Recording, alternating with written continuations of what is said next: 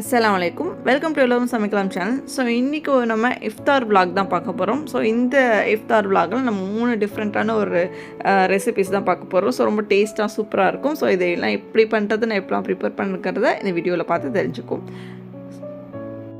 First நம்ம ஈஸியான recipes எல்லாம் முதல்லே பண்ணிவிடுவோம். ஸோ அதுக்கு ஃபஸ்ட்டு நான் கஸ்டர்ட் பண்ணிக்கிறேன். ஸோ நம்ம இதுக்கு ஒரு 1/2 லிட்டர் மில்க் எடுத்து பாயில் பண்ணிக்கிறேன். ஸோ இப்போ நான் கஸ்டர்ட் பவுடர் ஒரு 1.5 டேபிள் ஸ்பூன் எடுத்துக்கிறேன். ஸோ இது நார்மல் மில்கில் நல்லா மிக்ஸ் பண்ணி வச்சுக்கணும். இந்த மாதிரி மிக்ஸ் பண்ணிக்கிட்டால் தான் நம்ம பால் ஆட் பண்ணும்போது இந்த கட்டி எல்லாம் விழாமல் இருக்கும். ஸோ நல்லா மிக்ஸ் பண்ணி எந்த ஒரு கட்டியும் இல்லாமல் வச்சுக்கிட்டோன்னா நம்ம அப்படியே பாலில் ஆட் பண்ணும்போது எந்த ஒரு கட்டியும் இல்லாது. பால் இந்த மாதிரி கொஞ்சம் கொதிச்சா போதும்.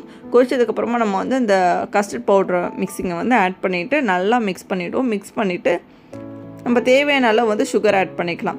ஸோ இது எப்படி கணக்கு எடுத்துக்கிறோன்னா, ஒரு டம்ளருக்கு 2 டேபிள் ஸ்பூன் சுகர்னு ஆட் பண்ணிக்கிறது நல்லது. ஏன்னா நம்ம சில் பண்ணி சாப்பிடும்போது சுகர் குவான்டிட்டி கொஞ்சம் கூட இருக்கணும். ஸோ இது 1/2 லிட்டருங்கிறது 3 டம்ளர். அதனால் நான் 6 டேபிள் ஸ்பூன் சுகர் ஆட் பண்ணிக்கிறேன்.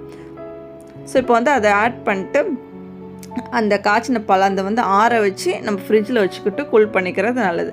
ஸோ இப்போ நான் இருக்கிற ஃப்ரூட்ஸ் எல்லாம் ஆட் பண்ணிக்கிறேன். ஆப்பிள், மாதுளை, அத்திப்பழம் இந்த மாதிரி நான் ஆட் பண்ணிக்கிட்டேன். ஸோ அது மேலே இந்த கஸ்டர்டு நம்ம செஞ்சு வச்சதை எடுத்து மிக்ஸ் பண்ணி வச்சுக்கிட்டோன்னா ஃப்ரூட் கஸ்டர்ட் ரெடி. ஸோ இதை நம்ம மிக்ஸ் பண்ணும்போது நம்ம கடைசியாக மிக்ஸ் பண்ணணும். அதாவது நம்ம எப்போ சாப்பிட்றோமோ அப்போ மிக்ஸ் பண்ணுறது நல்லது.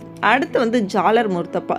ஸோ ரொம்ப சூப்பரான ஒரு ரெசிபிஸ். இதுக்கு எப்படி மாவு ப்ரிப்ரேஷன் பண்ணணும்னா, அதுக்கு நான் ஒரு 2 கப் மைதா மாவு எடுத்துக்கிறேன். ஸோ இது கூட தேவையான அளவு உப்பு, ஒரு முட்டை உடச்சி ஊற்றிக்கும், ஜீனி ஒரு டீஸ்பூன் மட்டும் போட்டுக்கும். இப்போ நல்லா மிக்ஸ் பண்ணிவிட்டு இதுக்கப்புறமா நம்ம தேவையான அளவு தண்ணி ஆட் பண்ணிக்குவோம். தேவையான அளவு தண்ணினா நல்லா தோசை மாவு பதத்துக்கு தண்ணி வேணும். இந்த பாருங்கள், நல்லா லிக்யூடாக இருக்கும். உங்களுக்கு இன்னும் ஸ்மூத்தாக வேணும்னா மிக்சியில் போட்டு கூட நல்லா அடிச்சுக்கலாம். ஸோ இப்போ அதுக்குள்ளே ஸ்டஃபிங்ஸ் ரெடி பண்ணிக்குவோம். ஸோ ஸ்டஃபிங்ஸ் பார்த்திங்கன்னா நான் ஒரு 1.5 டேபிள் ஸ்பூன் ஆயில் ஆட் பண்ணிவிட்டு, இது கூட ஒரு 4 வெங்காயத்தை குட்டி குட்டியாக கட் பண்ணி ஆட் பண்ணிவிட்டு, இது கூட ஒரு 1/2 kg கிட்ட போன்லெஸ் சிக்கனை குட்டியாக கட் பண்ணி வச்சுருக்கேன். ஸோ இதுக்கு நான் ரொம்ப சிம்பிளான இது மசாலாஸ் தான் ஆட் பண்ண போகிறேன். மஞ்சத்தூள், இஞ்சி பூண்டு பேஸ்ட்டு, ஃபைனலாக மிளகாய்த்தூள் இதை தான் ஆட் பண்ண போகிறேன். ஸோ இதை கொஞ்சம் நல்லா மிக்ஸ் பண்ணிக்கும், இந்த இஞ்சி பூண்டு ஸ்மெல் போகிற வரைக்கும். ஸோ இப்போ மிளகாய்த்தூள் ஒரு டேபிள் ஸ்பூன் அந்த மாதிரி ஆட் பண்ணிக்கிறேன். நம்ம காரத்துக்கு ஏற்ற மாதிரி நம்ம ஆட் பண்ணிக்கலாம். தேவையான உப்பு ஆட் பண்ணிக்கோங்க. இது நல்லா வேக வைக்கணும். எந்த தண்ணியும் ஆட் பண்ண தேவையில்ல. சிம்மிலேயே வச்சு நம்ம மிக்ஸ் பண்ணி விட்டுக்கிட்டு நம்ம இது பண்ணோன்னா நல்லா ஃபைனாக வெந்துடும். வெங்காயத்தோடு சேர்ந்து சிக்கனும் வெந்துடும். ஸோ ஃபைனலாக நான் கொரியாண்டர் லீவ்ஸ் போட்டு நல்லா மிக்ஸ் பண்ணி விட்டுக்கிறேன்.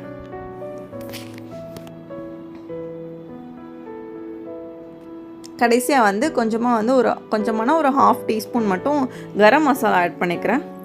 ஸோ அவ்வளோதான், நல்லா மிக்ஸ் பண்ணிவிட்டு முடிஞ்சிருச்சு. இப்போ இதை அடுப்பை ஆஃப் பண்ணிவிட்டு இந்த மாதிரி ஒரு படியோ டம்ளரோ இந்த ஷார்ப்பான எட்ஜஸ் வச்சு இந்த மாதிரி கொத்தி விட்டுக்கிறோம். அப்போ தான் ஸ்டஃபிங் வைக்கும்போது ரொம்ப சூப்பராக இருக்கும். ஸோ அது ஸ்டஃபிங் ரெடி ஆகிடுச்சு. ஸோ நெக்ஸ்ட்டு நம்ம ஜாலர் ரெடி பண்ணுவோம். ஜாலருக்கு இந்த மாதிரியான ஒரு ஜாலர் கப் விற்கும். ஸோ இதை நான் அந்த மாவு நம்ம ரெடி பண்ண மாவு வச்சு தோசை கல்லில் இந்த மாதிரி ஸ்ப்ரெட் பண்ணி விட்டுக்கிறேன். ஒரு சைடு நல்லா வெந்ததும் திருப்பி போடுறோம். ஒரு மைதா தோசை எப்படி பண்ணுவோமோ அந்த மாதிரி இருக்கும். ஸோ இது நல்லா ஒரு கிறிஸ்பியாக இருக்கும். 2வது தோசையும் நான் அந்த மாதிரி ஊற்றி வச்சுக்கிறேன். ஸோ எப்படி ஸ்டஃபிங் வைக்க போகிறோம் அப்படின்னு பார்த்தோன்னா, 2 தோசையும் எடுத்து வச்சுக்கிறோம். இந்த ஜாலர், இது பேர் ஜாலர் எடுத்து வச்சுக்கிறேன். ஸோ அது மேலே நம்ம தேவையான அளவு ஸ்டஃபிங் வச்சுக்கிட்டு இது ஒரு ஸ்கொயர் ஷேப்பில் மடிச்சுக்கிறோம். உங்களுக்கு என்ன ஷேப் கம்ஃபர்டபுளோ அந்த மாதிரி ஷேப்பில் மடிச்சுக்கலாம். ஆனால் 2 வச்சு தான் மடிக்கணும். 1 வச்சா ஸ்டஃபிங் ஒழுங்காக இருக்காது. ஸோ அவ்வளோதான், மடித்து வச்சுட்டு நம்ம ஃபைனலாக எடுத்து நம்ம தோசை கல்லில் போட்டணும். போட்டதுக்கப்புறமா அது மேலே கொஞ்சமாக எக் வாஷ் கொடுக்கணும். எக்கை நல்லா பீட் பண்ணிவிட்டு அதை மேலே அந்த மாதிரி ரொம்ப லைட்டாக அப்ளை பண்ணால் போதும் எக்கு. ஸோ 2 சைடு வந்ததுக்கப்புறம் நம்ம எடுத்து சர்வ் பண்ண வேண்டியதுதான். ஸோ ஜாலர் முர்த்தப்பா ready. So next sapota milk shake. Sapota milk ஷேக் எப்படி பண்ணுறதுன்னு பார்ப்போம். அதுக்கு நான் சப்போட்டாஸ் எடுத்துக்கிறேன். அதாவது ஒரு ஆளுக்கு ஒரு டம்ளருக்கு 3 சப்போட்டா போட்டால் போதும். அதுதான் கணக்கு. பால் நீங்கள் ஒரு டம்ளருக்கு எவ்வளோ எடுப்பீங்களோ அதை எடுத்துக்கோங்க. சுகர் அந்த மாதிரி ஒரு டம்ளருக்கு 2 டேபிள் ஸ்பூன் எடுத்துக்கோங்க. ஸோ இது நான் கொஞ்சம் குவான்டிட்டி கூட செய்கிறதுனால ஒரு 3-4 பேருக்கு செய்கிறதுனால நான் எனக்கு தேவையான அளவு எடுத்துக்கிறேன். ஸோ நல்லா நோட் பண்ணிக்கோங்க. இதில் வந்து நான் என்னென்ன ஆட் பண்ணியிருக்கோன்னா சப்போட்டா, சுகரு, பால், ஐஸ் க்யூப்ஸு இதுதான். இதை வச்சு நல்லா ஒரு நிமிஷம் நல்லா கிரைண்ட் பண்ணி விட்டிங்கன்னா சப்போட்டா மில்க் ஷேக் ரெடி. இது மேலே வந்து நான் பூஸ்ட்டு போட்டேன். ஸோ பூஸ்ட்டு போட்டு குடிக்கலாம், பூஸ்ட்டு போடாமல் குடிக்கலாம். பூஸ்ட் போட்டு குடித்தா இன்னும் கொஞ்சம் டேஸ்ட்டாக இருக்கும், இல்லைனா ஐஸ் க்யூப்ஸ் மட்டும் போட்டு குடித்தாலும் சூப்பராக இருக்கும். ஸோ நல்லா இந்த நான் சொன்ன ரெசிபிஸ் எல்லாமே நல்லா நோட் பண்ணி வச்சுக்கோங்க. ஸோ கட்டாயம் இந்த ரெசிபி ட்ரை பண்ணி பாருங்கள். ட்ரை பண்ணிட்டு உங்கள் ஃபீட்பேக்கை என் கமெண்ட்டில் பதிவு பண்ணுங்கள். புதுமையான உணவுகளை புதுதாக சமைத்து பார்ப்போம். எல்லோரும் சமைக்கலாம் சேனல்.